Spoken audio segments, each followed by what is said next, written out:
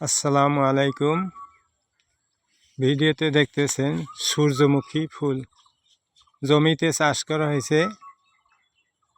সূর্যমুখী চাষ করা হয় জমিতে তেলের জন্য। সূর্যমুখী তেল গুণগত মান থেকে অনেক ঊর্ধ্বে, দামও বাজারে বেশি।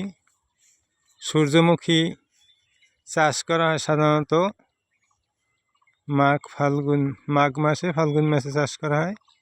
এখন এই তো আর 15-20 দিন বা 1 মাস পরই বীজ সংগ্রহ করা হইবে। সূর্যমুখী বীজই হয়েছে তেল বীজ।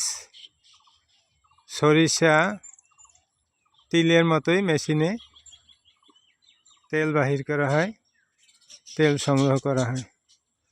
অনেক সুন্দর ফলন হয়েছে। এক একটা ফুল বা গাছ থেকে 3 থেকে 400 গ্রাম পর্যন্ত সূর্যমুখী বীজ পাওয়া যাবে। প্রচুর সুন্দর, অনেক সুন্দর ফলন হয়েছে। লাইন দিয়া বীজ লাগাইতে হয়, তারপর গাছ আস্তে আস্তে বড় হয়। যত্ন যেরকম বীজের যত্ন নিতে হয়, ফসলের যত্ন নিতে হয়, সেই রকমই যত্ন নিতে হয়। আগেই সার, গোবর সার, রাসায়নিক সার দিয়া জমি তৈরি করতে হয়। জমি তৈরি করার পর বীজ রোপণ করা হয়। এক একটা গাছ 1 ফুট দূরে দূরে লাগাইলেই হয়।